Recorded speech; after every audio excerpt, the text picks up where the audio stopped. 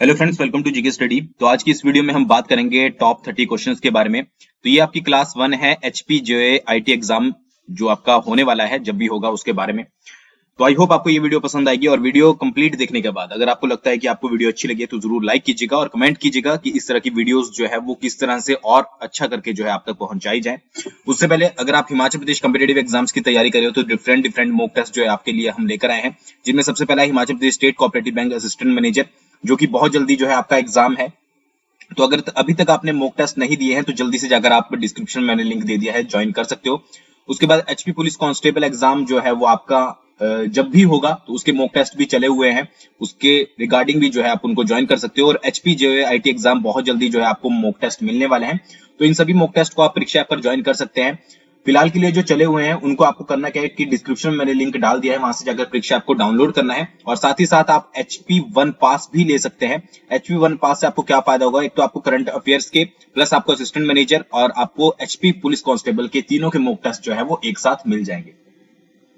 तो लिंक से जाकर जो है वो ज्वाइन कर लीजिए, अपनी स्टेट सिलेक्ट कीजिए, उसके बाद टेस्ट को सिलेक्ट कीजिए और जीके स्टडी 40 का कूपन कोड अप्लाई कीजिएगा। 40 की जगह आप अभी फिलहाल के लिए 50 भी कर सकते हैं, जिससे आपको डायरेक्टली 50% का डिस्काउंट मिल जाएगा। तो जो भी इंटरेस्टेड है वो जरूर ज्वाइन कीजिएगा। तो चलिए बात करते हैं वीडियो के बारे में।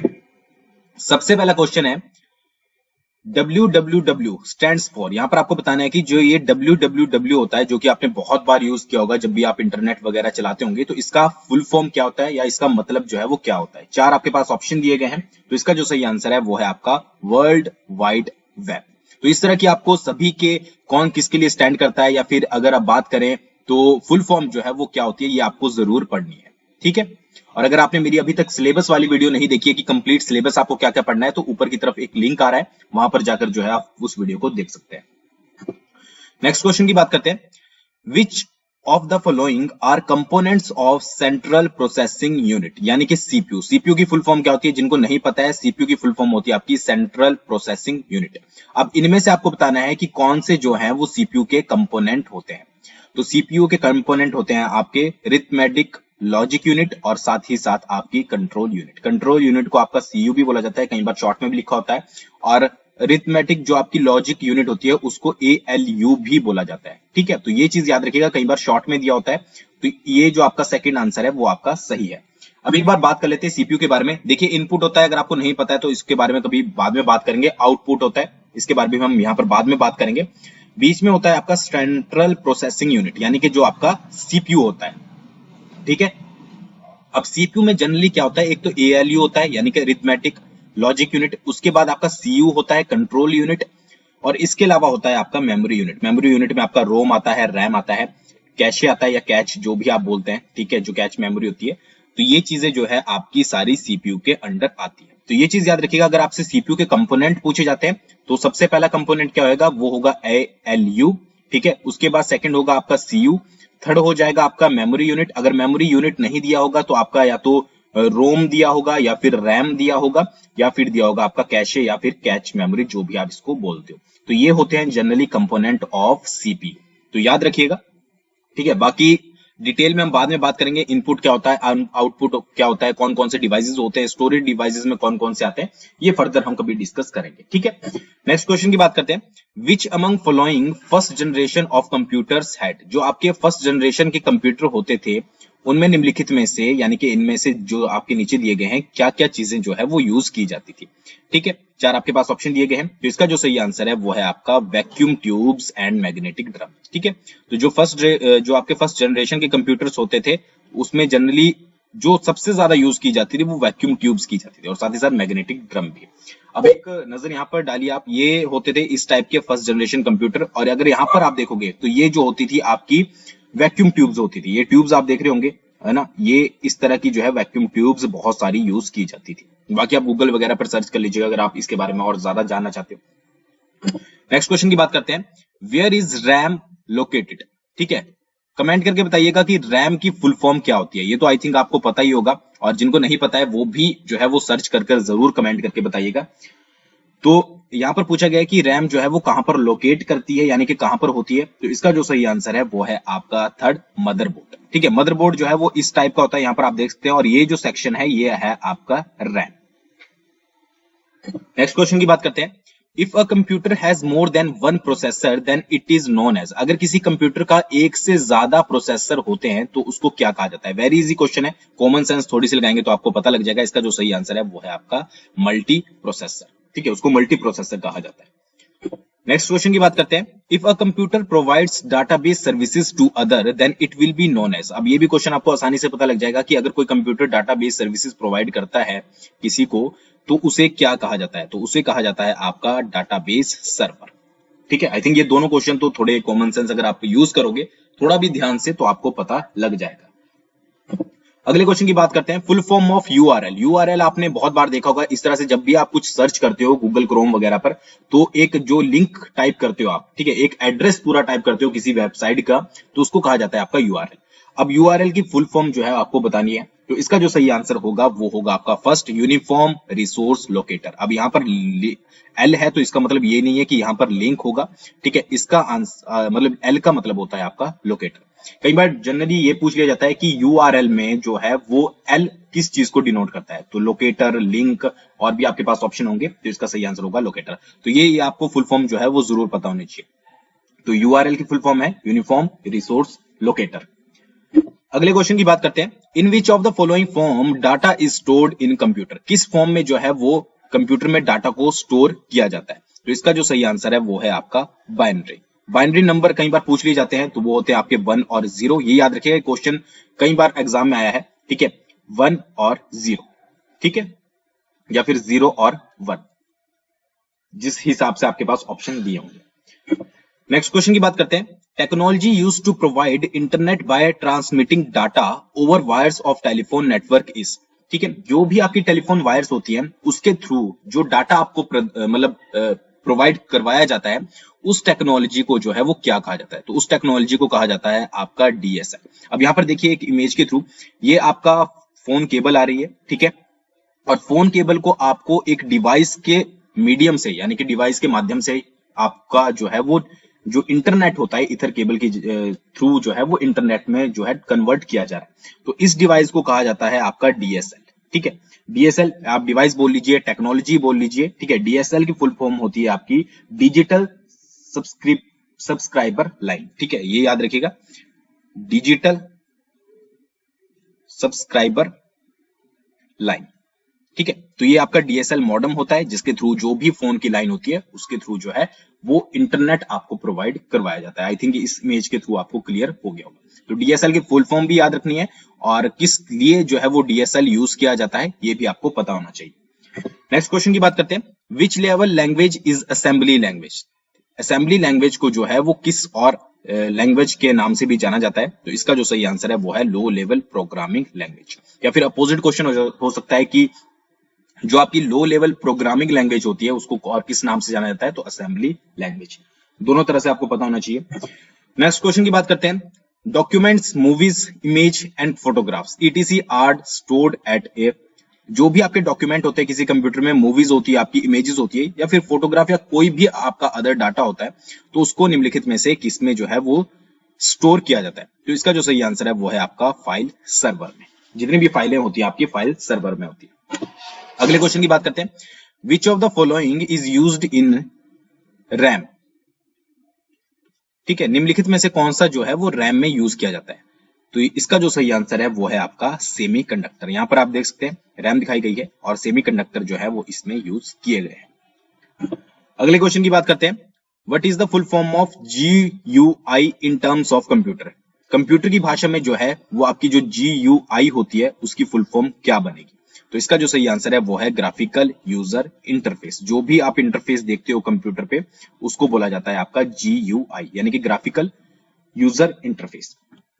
नेक्स्ट क्वेश्चन की बात करते हैं। Full form of ALU। ये तो आप सभी को पता ही होगा कि ALU की मैं अभी भी मतलब जब से ये वीडियो शुरू हुई है मैं बहुत बार ALU डिस्कस कर चुका हूं, तो इसका जो सही आंसर है वो है आपका अरिथमेटिक लॉजिक यूनिट। ठीक है, किसका पार्ट है, CPU का पार्ट, या फिर आप कंपोनेंट कह सकते हैं।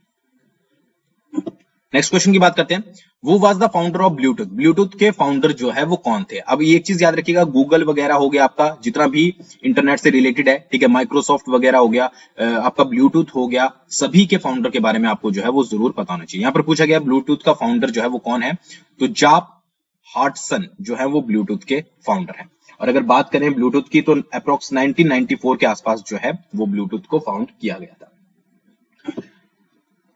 नेक्स्ट की बात करते हैं, वो was the father of internet. Internet के फादर के रूप में जो है वो किसे जाना जाता है? ब्लूटूथ के बारे में हमने बात कर ली, इंटरनेट के बारे में यहाँ पर पूछा गया है, तो सेकंड आंसर इसका सही है। विंट सर्फ जो है इसके फादर है, इंटरनेट के फादर के रूप में उनको जाना जाता है। अगले क्वेश्चन की बात करते हैं, verification is process of. Verification जो है निम्नलिखित में से किसका जो है एक प्रोसेस है? तो इसका जो सही आंसर है वो है आपका ऑथेंटिकेशन। नेक्स्ट क्वेश्चन की बात करते हैं, व्हाट इज लाइनेक्स। ठीक है, लाइनेक्स जो होता है वो क्या चीज है निम्नलिखित में से? एक मालवेयर है, एक ऑपरेटिंग सिस्टम है, एप्लीकेशन प्रोग्राम है, या फिर एक फर्मवेयर है? तो इसका जो सही आंसर है वो है आपका ऑपरेटिंग सिस्टम। लाइनेक्स जो है वो एक आपका ऑपरेटिंग सिस्टम है। इसके बारे में आपको डिटेल में ओएस के बारे में पढ़ना पड़ेगा, बट यहाँ पर मैं आपको कुछ ऑपरेटिंग सिस्टम दिखा देता हूँ अगर आपसे डायरेक्टली क्वेश्चन पूछ लिया जाता है। तो यहाँ पर लाइनेक्स के बारे में क्वेश्चन पूछा गया है। ठीक है, एंड्रॉइड के बारे में आपको पता ही है, यूज करते हो आप। आईओएस के बारे में भी आपको पता है, विंडोज के बारे में पता है, मैक हो गया। ठीक है, टाइजन भी आपका जो है वो एक ऑपरेटिंग सिस्टम है। ठीक है, डेबियन हो गया, इसी तरह से अदर हो गए। तो इन सभी के बारे में जनरली आपको पता होना चाहिए कि ये ऑपरेटिंग सिस्टम जो है वो काम करते हैं। नेक्स्ट क्वेश्चन की बात करते हैं, what is the name of the first super computer of India. India का जो फर्स्ट सुपर कंप्यूटर था, यहां पर आप देख सकते हैं, उसका नाम क्या था? तो उसका नाम था आपका परम 8000। ये याद रखिएगा, परम 8000।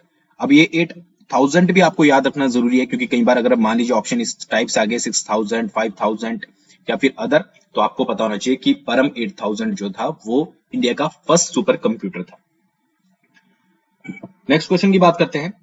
ठीक है, बट उससे पहले परम जो आपका खोजा गया था वो 1991 में खोजा गया था। ठीक है, सी डेक के द्वारा। सी डेक का फुल फॉर्म अगर बात करें तो centre for development of advance computing, centre for development of advance computing. तो ये थोड़ा बहुत आप याद रख सकते हैं परम से रिलेटेड। नेक्स्ट है, which is most common language used in web designing. कौन सी एक बहुत कॉमन लैंग्वेज है जो वेब डिजाइनिंग करते वक्त, जो भी आप वेबसाइट्स देखते हो उनको बनाते समय जो है वो यूज की जाती है? तो इसका जो सही आंसर है वो है आपका HTML।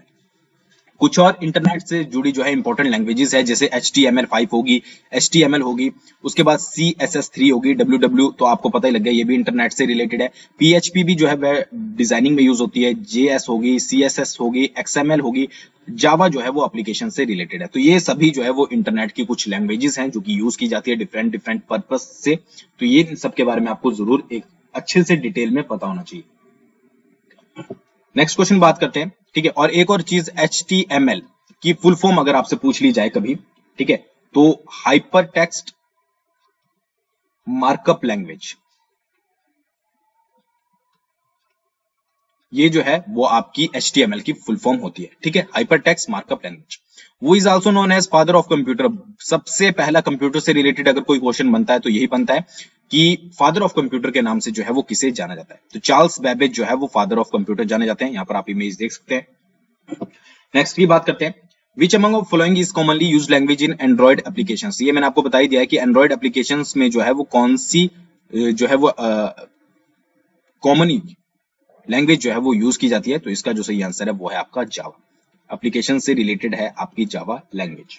पढ़ी होगी, जिन्होंने भी कोर्सेज वगैरह किया है उनको अच्छे से पता होगा।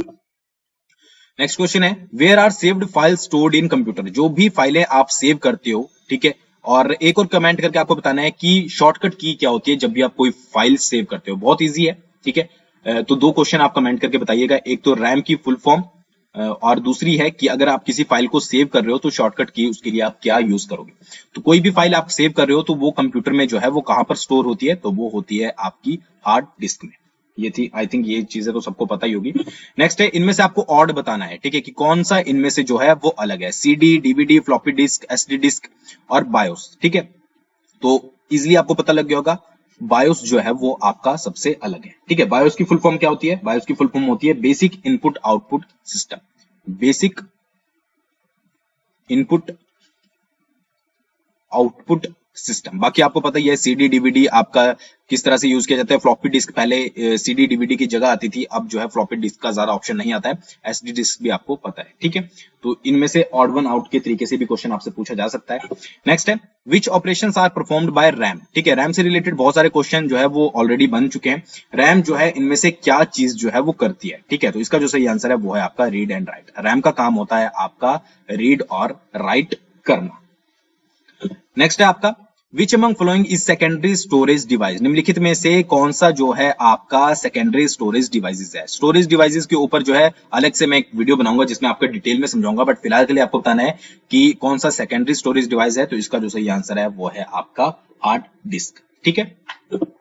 बात करें यहाँ पर यूएसबी पूछा गया है कि कौन सा स्टोरेज डिवाइस है, तो यूएसबी है आपका प्राइमरी सेकेंडरी टर्शरी, तो इनमें से होगा आपका टर्शरी, ठीक है। जिनको नहीं समझ आया है ज्यादा प्रेशर अपने दिमाग पर मत दीजिएगा, सिर्फ याद रखिएगा। बाकी डिटेल में इसके ऊपर वीडियो बनाऊंगा स्टोरेज डिवाइसेस के ऊपर, कौन सा प्राइमरी में आता है, कौन सा सेकेंडरी में, कौन से टर्शरी में, उसको उसके बाद आपको जो है वो अच्छे से समझ आ जाएगा, ठीक है। नेक्स्ट है Which program is run by BIOS to check hardware component are working properly while computer is turned on? जब भी कंप्यूटर टर्न ऑन होता है तो BIOS के द्वारा जो है वो कौन सा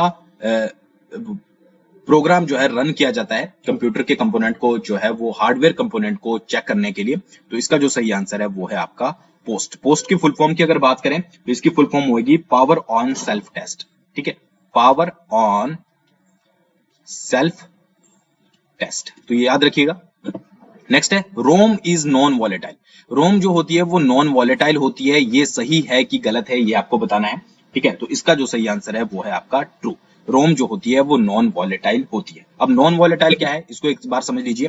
रोम is non volatile means data will not be erased when computer is turn off, ठीक है। नॉन वॉलेटाइल का मतलब क्या है, नॉन वॉलेटाइल का मतलब यहाँ पर ये है कि जो भी आपका डाटा है वो जो है वो खत्म नहीं होगा जब आपका कंप्यूटर जो है वो ऑफ कर दिया जाएगा। आगे ना बात समझ आप सभी को कि जो नॉन वॉलेटाइल में क्या है कि जो भी आपने डाटा आपका कंप्यूटर में है वो आपका मिटेगा नहीं। एक तरह से सिंपल लैंग्वेज में अगर मैं आपको बताऊं वो नहीं मिटेगा जब कंप्यूटर ऑफ होगा, और अगर आपसे वॉलेटाइल बोला जाता है तो आपका डाटा जो है वो इरेज हो जाएगा। तो रोम क्या है आपकी रोम जो है वो नॉन वॉलेटाइल होती है, ठीक है। नेक्स्ट है आपकी रैंडम एक्सेस मेमोरी। रैम की फुल फॉर्म आपको पता लगी ही गई, is non volatile in nature. ये ट्रू है कि फॉल्स है, तो ये आपकी फॉल्स है, ठीक है। रैम जो होती है आपकी वॉलेटाइल होती है, यानी कि जो आपका डाटा है वो आपका इरेज हो जाता है जब कंप्यूटर ऑफ होता है।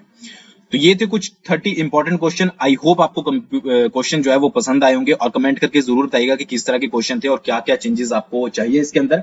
और वीडियो पसंद आई हो तो जरूर लाइक कीजिएगा। थैंक्स फॉर वॉचिंग, बहुत जल्दी मिलेंगे नेक्स्ट वीडियो के साथ।